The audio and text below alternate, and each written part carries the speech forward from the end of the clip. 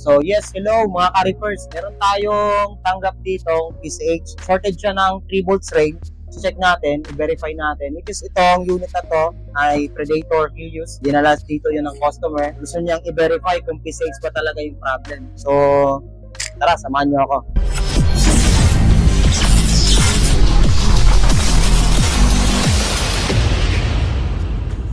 So, unang gagawin natin ngayon, dahil nandito na sa atin yung board, so nakikita nyo yung board, ang meron lang dito is board at saka heatsink, so wala siyang processor fan. So, okay lang yan kasi for isolation pa lang naman tayo ng board. Unang gagawin natin ngayon is tanggalin natin tong heatsink.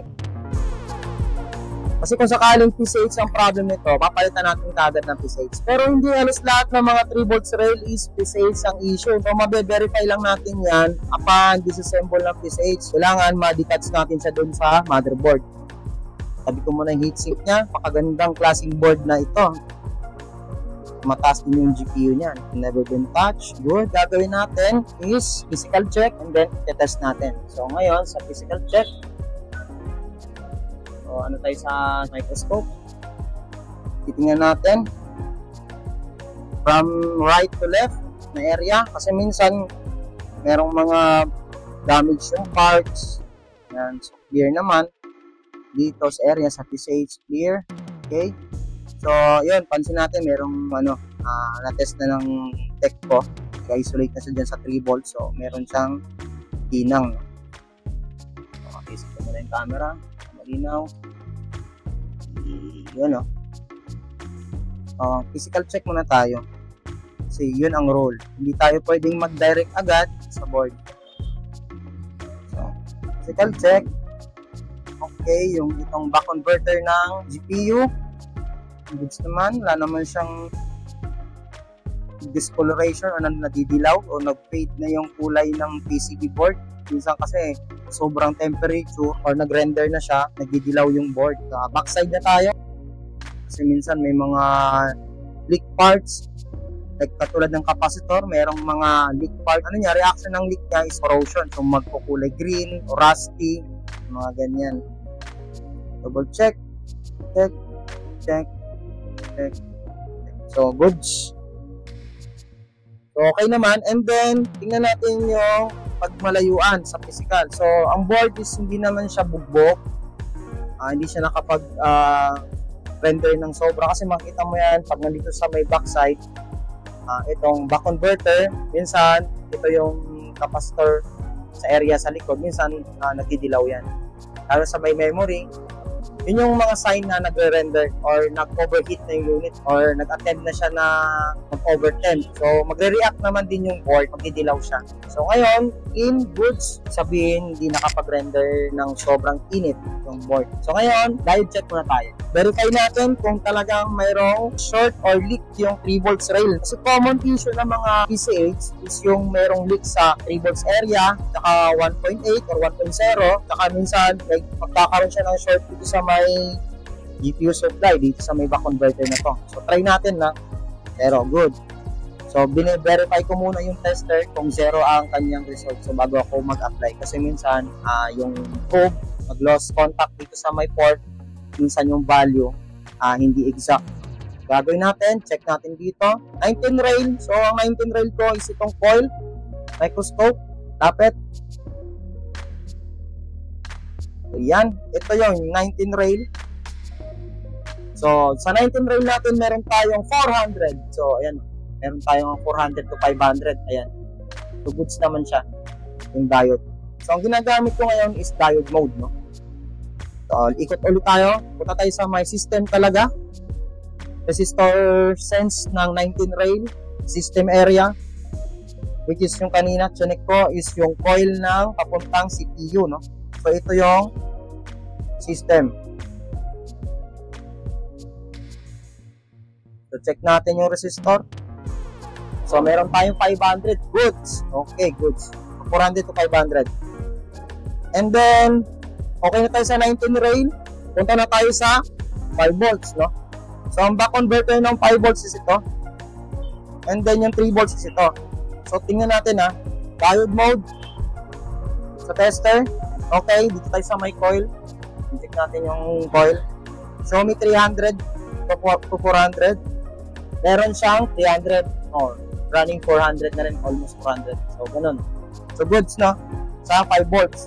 So, ito naman yung 3 volts. Yung 3 volts, check natin. Dapat same din sila. Oh, meron siyang 25.7 ohms, napakababa. So, leak siya. Hindi naman siya full shorted kasi hindi naman 0.0 yung reading na binibigay niya. 25.7, sorry.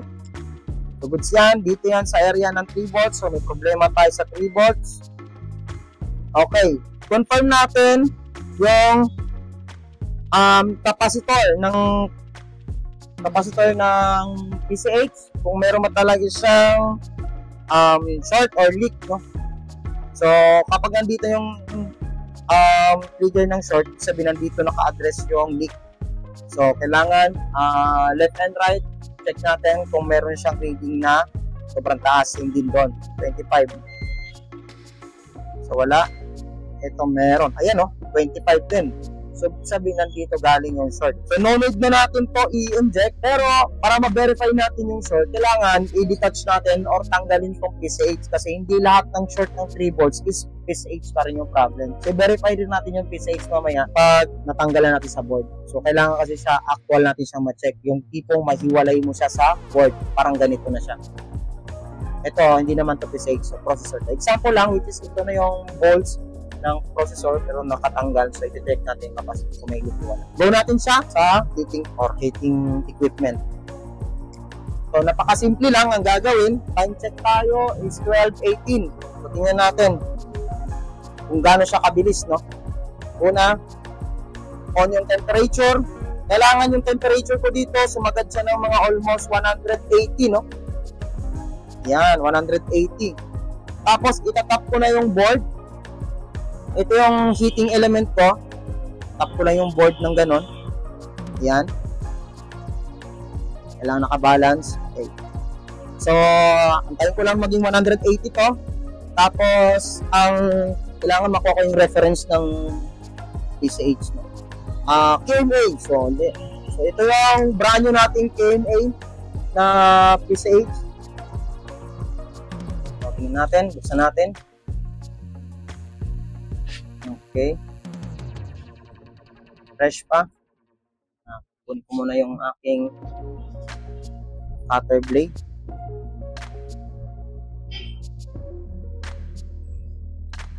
Yan. Yun, no? So, KMA siya. Check ko na rin. So, ito yung PCH. Sa PCH, siyempre, kahit bago siya, check pa rin natin, di ba? So, may bolts na siya. So, madali na lang siyang ikabit, no? So, ang gagawin natin, check pa rin natin siya. Actual. Kahit sabihin natin brand new siya. So, check natin, ha? So, diode mode pa rin tayo sa capacitor. Dapat wala tayong low resistance na makukuha, no? So, dapat hindi rin siya mag-trigger as beep. So, check tayo dito sa umpisa ng capacitor. Yan, wala. Clear. Wala rin. Wala. Wala. Wala. Wala. Wala. Wala. Clear. Clear. So, ikot-ikot lang.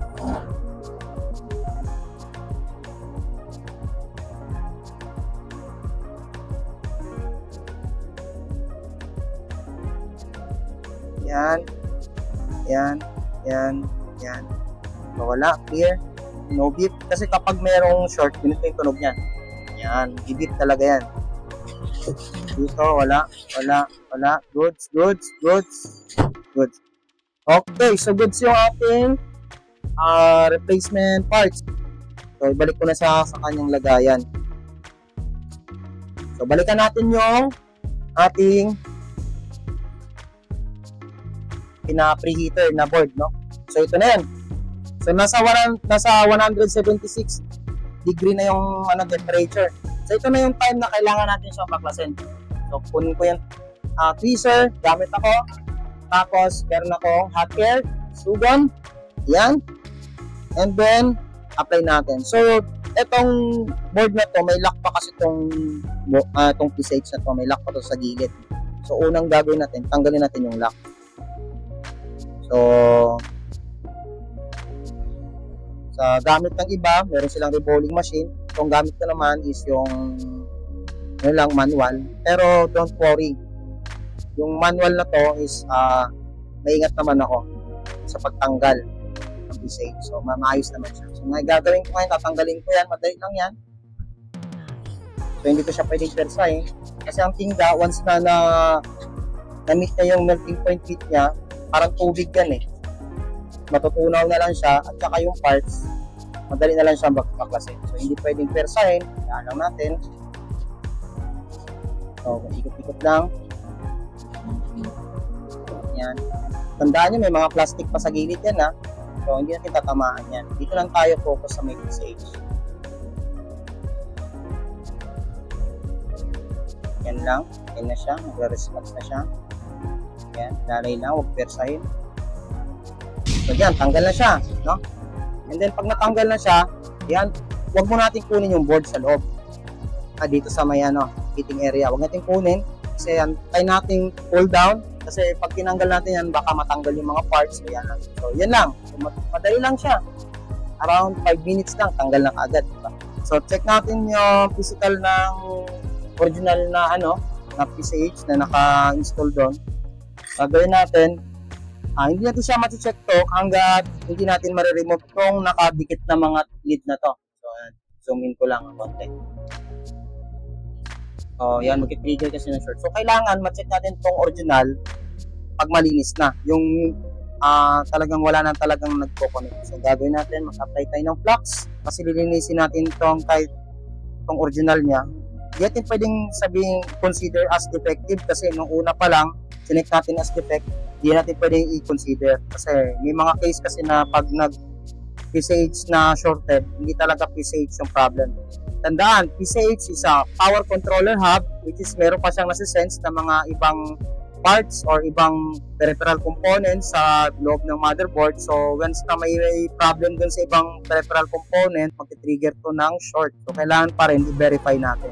Check talaga ng maayos. So, check ko muna kung talaga bang natanggal ko na yung mga connection. So, goods naman. Mukhang natanggal ko naman. Kung gagawin natin ay linisin muna natin yung PCH. Check ko dito. Habang nagko-cool down yung board, yan, linis muna natin. Tanggalin ko lang yung flux. Yun. Lagay ulit ako ng lighter fluid. So, ang lighter fluid, ang ginagamit ko kasi siya yung pinaka-active na makapag-weak ng flux, no? So matagal ko na siyang ginagamit at saka recommended naman sa electronics. Ayan, spot stain, graze or mga stain. Kaya niyang maglinis ng ganon. So double check natin tong original na PCH. So okay na, wala namang dumikit. Gagawin natin, balik tayo dun sa capacitor. Ito na. Check natin isa-isa kung nandito ba talaga yung short niya natin. Dapat hindi siya mag-trigger as low current, no? Saka mag-dip, no? Goods dito, goods. Ayun, meron siya nga. So, nandito nga. So, ayan, no? Yan. So, makikita mo rin dun sa screen na nandito siya. Tanggalin natin ulitin natin. Kung mayroong, kasi minsan merong charge. So, kailangan natin kapain. Kailangan natin kapain yung area or minsan rubber kasi itong gloves ko. Doon natin i-apply sa skin, no? So, babalikan natin. Discharge natin kung mayroon ba talaga siyang charge, no? Kasi capacitor to. Balikan natin. So, confirm. PCH, meron pa rin siyang short dito. So, na-discharge na natin siya, nag-trigger pa rin, nag-beep pa rin yung ating tester, tapos maliit na current ang binibigay. So, ang gagawin natin ngayon dito, ay tanggalin muna natin tong mga nakadikit, no? Tulad yan, meron nakadikit dito banda sa area, dito. So, kailangan matanggal natin yan. Get lahat. Tapos, saka natin siya i-testing. Pansin nyo, buo pa rin yung plastic, no? Ayan, sa baba. Ayan.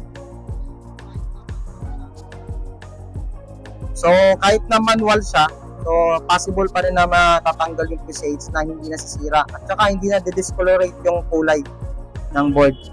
Kasi once na ma-discolorate yan, ibig sabihin may high temperature na dumaan sa kanya. So, yung board na to ay merong expiration din siya in terms sa temperature, no, na i-apply mo. Magre-react din siya.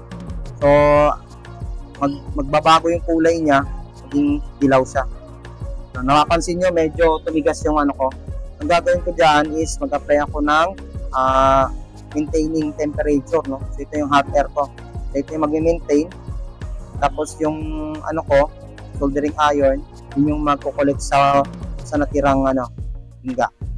Okay na. Kailangan muna natin siyang check kung meron pa ba siyang problem. So kanina meron tayong 25.7 na resistance dito sa may 3 volts. Dito. So ngayon babalikan natin siya. So nung diode mode tayo ulit. Babalikan natin. So clear na rin yung yung contact ng PCH dito. So wala nang sumasandal or nagko-connected. So clear na. So balikan natin yung 3 volts. So kanina dito meron tayo 300 na value na kukuha sa diode mode. So dito naman siya nasa 25.7 resistance. So babalikan natin ulit. So check natin. Ito na. Sa PCH. Check natin. So wala na. So possible na nandun yung problem sa PCH. At nandun naman talaga nung chinek natin siya. So ayan. So dito ulit tayo sa may 5 volts. So ayan, meron siya. Same na sila ng value. 'Di ba? So goods na. So andun talaga sa PCH. So ito yung problem. Ang problem nito ay itong isang capacitor. So hindi ko na chinek yung lahat kasi possible na pag nandito, matik na may problem din yung iba. Ayan sobrang baba. So ngayon gagawin natin, linisin na natin yung board. So, pili tayo. Apply ako ng temperature. Nakamax ako. Tapos 92 lang yung hangin. Tapos na yan. Maglalagay na ako ng flux. Tsaka konting soldering wick. So, apply lang tayo. So, wala akong heating plate para sa dito ngayon. Kasi nandito sa kanan ko. Gamitin ko na lang is itong soldering iron. Tsaka hot air. So, combination to. Kumbin ako na. Para at least mawala yung cold lead. Okay, dagdag tayo ng flux. Medyo matipid tayo sa flux. Dagdag. So, yan. Okay, goods balik. So, hindi ko masyado siya dinidiinan kasi magsusugat yung board. Tapos yung ating hot air is spot lang. So ito lang kailangan nyo ng mahabang experience sa pagganito bago nyo ma-achieve yung expertise na galawan. Taon din, practice sa pagbola, practice sa paghihinaw, kabisaduhin yung hot air, kabisaduhin din yung soldering iron. So yan. And then, gagawin natin, maglalagay ulit tayo ng panibagong soldering wick kasi use na yung isa. Overload na siya ng LED.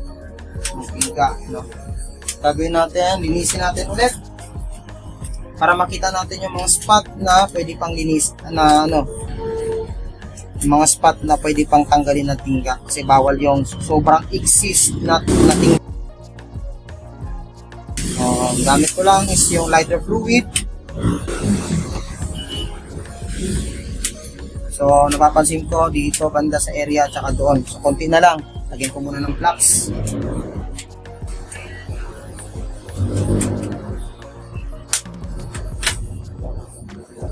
Ayan. And then lagay tayo ng soldering wick. Ayan. And then balik tayo dito. So ilagay natin yung figure ng board. Dapat hindi siya overcook. Okay. Tanggal ko na. Kung mapapansin nyo sa ibang nag-revolve or naglilinis ng board, proper sila. Nililinis talaga. Nag-a-add pa sila ng LED, Sa akin kasi, nasubukan ko na rin yun. Ang naging kalaban ko lang doon is yung time, kung paano ko titipirin yung oras ko, which is meron pa akong gagawin sa iba. Pero yung naging result doon sa time frame na ginawa ko na pinakamabilisan at saka pinakamaayos, inisa ko na siya ngayon. So kailangan mo lang kasi para maging maayos yung ginagawa mo, kailangan hindi tayo pwede maglagay ng maraming plugs. At saka kapag naglilinis tayo ng board or nag-clear tayo ng tingga, kailangan maayos natin siyang mailinis. Tulad nito, clear, wala nang existing goods. Para malaman, kailangan natin siyang ganyan tapiin. Goods, wala siyang existing goods. Okay, diba? So, yan na. And then, maglagay na tayo ng plugs. So, pag nalagay ng plugs, hindi pwedeng marami kasi pag nagkakaroon ng maraming plugs, kakaroon siya ng pressure sa loob. Iaangat niya yung replacement mo na PCH. So, kailangan kunting-kunti lang.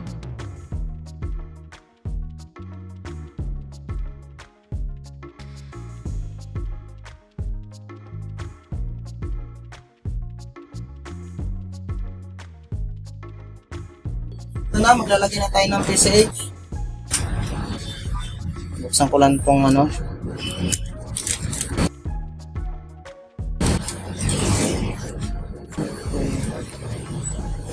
So, ayan. Check ko muna yung angle. Goods. Taas, goods, clear. Sa baba, goods, clear. Ito sa baba, wala pa. Ito medyo, ano to.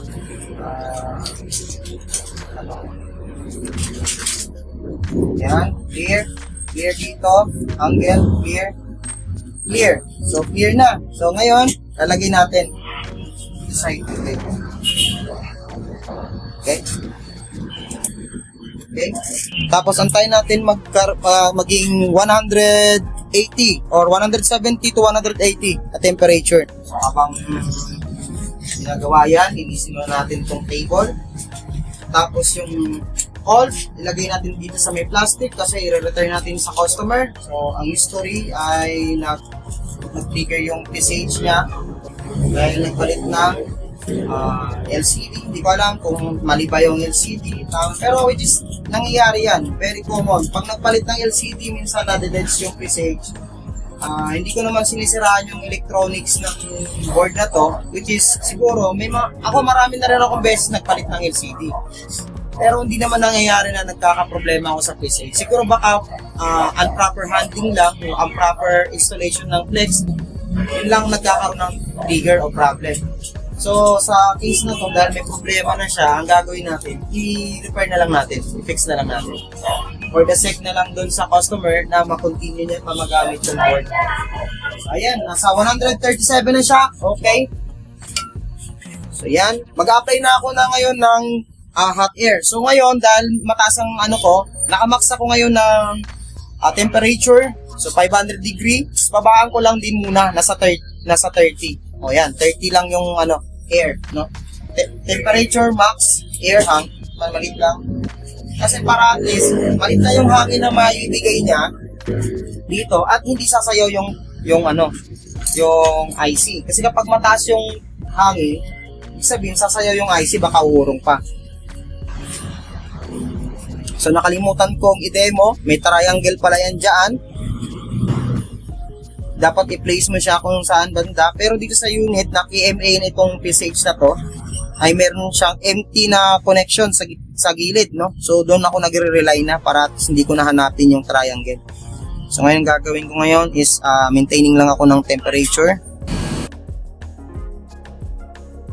Yan. Tayo natin.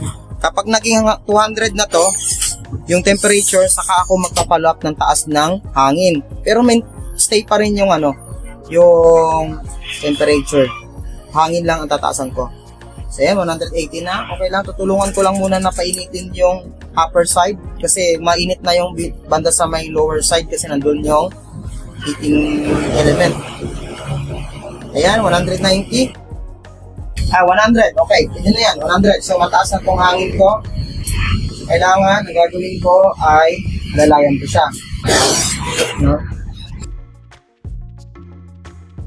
Mararamdaman ko yan kung dadapa na yung IC kasi hindi na siya magbubuka ng malaki. dito, nakabuka pa kasi siya. So, kailangan maintain ko yung oh, yan na, pababa na siya. Nararamdaman ko na. So, ngayon gagawin ko, magbibigay ako ng trigger, vibrate, para at least umurong. Hindi ko na kailangan pa urungin pa. So, yan na. O, ayan, okay na yan. And then, close ko, maintain ko yung cool down. Off ko muna, maintain ko yung cool down. Yan ko muna sa dyan. Yan, okay, 3 volts. And then, after nyan, test na natin yung 3 volts. And then, from 3 volts naman, 5 volts papuntang 19. Para at least, ma-check natin yung rail bago tayo maglalagay ng voltage. Ayun, connect na. Baguhin natin yung, ayun, natin yung voltage. This one. Okay na. So, mag-set ako ng 21 volts. Ayan. At saka, meron akong 10 ampere volts, no? Tapos, meron siyang ratings dito. So, voltage, may graphic siya. Hindi natin kung ano yung maging resulta. Ito na, set up natin. Okay. Pero hindi tayo magsasaksak agad ng kuryente. Abang lang natin yan. Para at sa paano. Mamaya. So, okay na. Malamig na to. And then, tutulungan din natin siyang palamigin. So, mag-apply tayo. Gamit tong ating contact cleaner, no? 530. So, itong contact cleaner kasi to, so, malamig ka din kasi yung nilalabas niya. So, it is, nakatulong siya mapabilis na cool down yung board.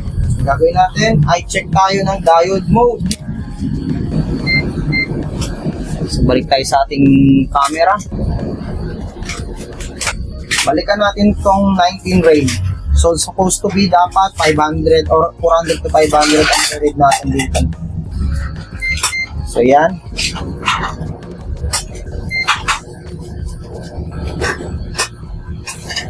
Check. Sa 19 rail. Good. Sa my system. Okay. And then, check tayo dun sa may 3 volts, 5 volts. Dapat 300 na yung bibigay niya, no? Ito 3 volts to. Check natin, good. Kung goods ba? Meron siyang 363, good. Sa 5 volts ulit dito. Check natin. So goods din siya. So sa 1.8 goods din siya. So healthy na yung unit. So ito naman ang tanong, kung kaya bang mag-perform ng power on agad-agad. So ito lang, medyo hindi tayo hindi ako agree sa pag-thermal paste, dapat di masyado makalat.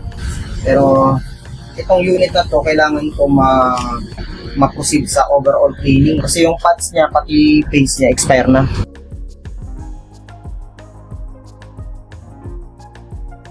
Ayan. Okay, BIOS display. So mamaya pa kasi yung render nito pag na-cleaning na natin. So once na mag-trigger on siya, na yun. Check natin yung kung paano natin, gaano kalinis yung PCH na ilagay natin. Yan. Yan. Okay. LCD tester. Ito yung ating LCD tester. Pero bago lahat, check natin yung condition ng PCH. So, sa camera. Good siya, malinis siya, di ba? Di ba? Malinis. Okay.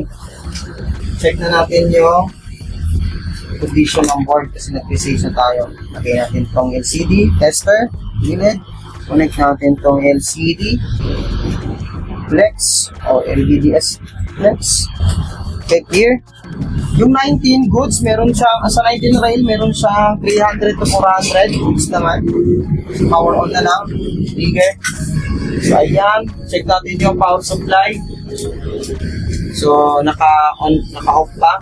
On natin. Saksakan natin yung 19. On. Trigger 20. Tapos may baba. Goods. 21.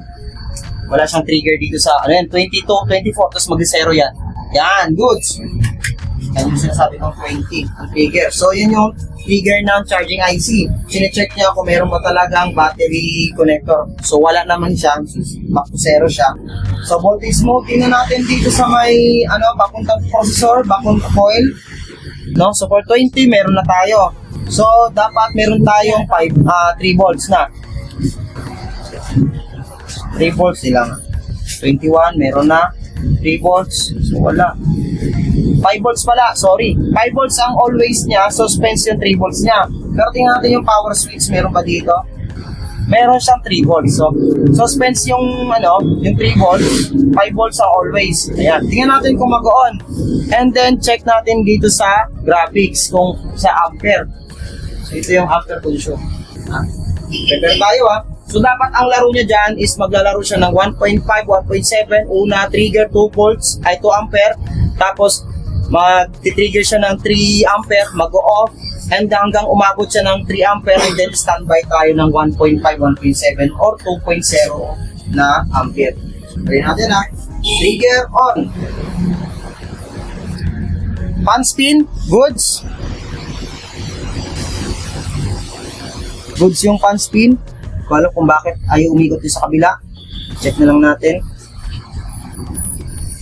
Pero 1.8, ayan, 2.0, meron na rin. Doon sa record, 2.1. Nag-reset na rin siya.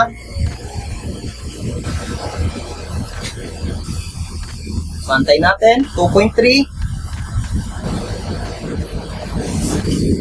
Tapos magre-reset yan. Sabihin na mag-reset, mag-0, 2.0, goods, 1.8, goods. Ay, ito na, backlight na. Mga ka-repairs. Nag-reset siya. Balik tayo, reset. So, reset siya, So, focus lang. Natin, ayan na, mag-display, backlight na, logo na lang, antay natin. Pag nag-logo na siya, automatic na, buhay na yung unit, Ayan, goods. Happy customer, happy service. Okay guys, thank you. Sana makakagawa pa ako ng maraming video at mapapahagi ko sa inyo kung paano mag-repair ng mga problems na katulad nito. May safety issue, shorted ng 3 volts, rail. So, yun lang. For services na to, and then, release na sa customer. Thank you.